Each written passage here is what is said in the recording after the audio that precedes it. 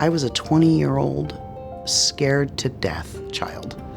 I had spent 8 hours in a car with 2 officers transporting me from the county jail that I was in Northern California, and was driven down to Southern California. It was the last 8 hours of my life. Within the first month of my being on the yard, I was actually sold by my roommate to another girl down the hall in a poker game. I later was attacked by 2 women and held down and raped. I thought I was alone. Only much later did I realize that I was 1 in 200,000 people who are sexually abused in detention every single year.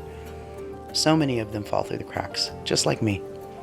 Before I was adopted by a military family, I spent the first 7 years of my life in an orphanage. After I served my 29 years, I never thought I'd go back to prison, but today I am. I work at Detention International, and our mission is to end sexual abuse in detention and to make sure that prisoners get the help they need while they serve time. I was 12 years old when I first entered juvenile hall. I was sexually abused by fellow inmates. Staff members were aware of this abuse, and they turned their heads, and they didn't want anything to do with me or the abuse. That led to future destruction in my life. So I ended up in adult prisons being abused and being attacked, not only by fellow inmates, by staff members as well. So it really turned my life upside down. In the year 2006, I was arrested for public drunkenness and ended up at LA County Jail. This cop made a comment. He said that we all walk like girls. And I said to the person next to me, a man unsure of his masculinity. And obviously the cop heard. He rushed me, pinned me up against the wall, threatened me. A few days later, that same man that threatened me actually came into my cell. And of course, he came in there and manhandled me, threw me on the ground, stripped me naked, assaulted me sexually.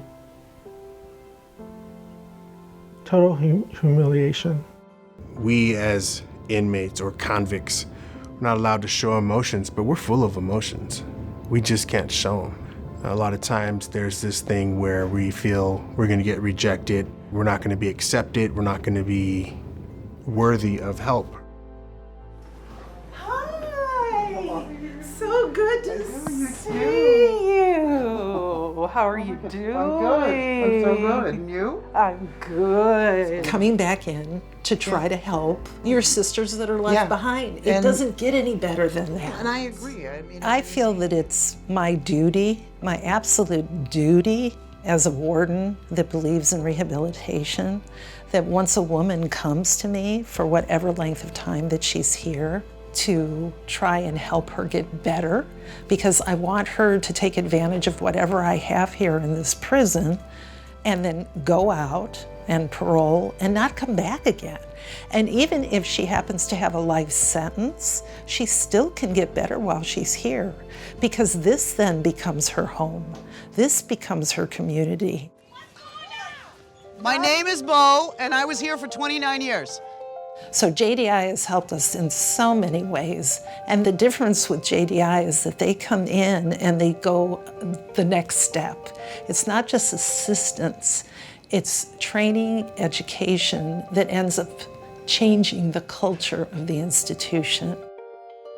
I lived on a unit of 120 people. This was my cell. There was 119 other broken women who coped with their issues their way. I don't know of any woman in the 29 years that I did here that hadn't been abused in some sort of way. We're bringing this in so that we can be better, so that when I walk out of these gates and I have a trigger, something that I remember from the past that may have made me melt down any other time, I have a toolbox now. I have, I've talked this through. I've worked through this. I have someone I can call. I know that I'm okay. Shocking enough, we didn't know. We had rights, and and Detention International brought those rights to us. These lockup shows and stories about what we do in prison. And I think the more people watch those things, the less human I become. I am a human, and I made a mistake. And sometimes we didn't make mistakes, but we end up in prison. And yes, we have to do things to survive in there. But we are individuals who need help. I've had people tell me, you don't look like a lifer. And I'm not sure what a lifer looks like. We have the same problems everybody else has. It's just in a lot more of a confined space, which for us makes it even scarier. And to know that there's a light at the end of the tunnel means everything. And that's what an advocate can give. Tomorrow is back to work. Tomorrow is Just Detention International, Wilshire Boulevard. Get more packets out to survivors. It's back to try and help the ones that I didn't get to see today.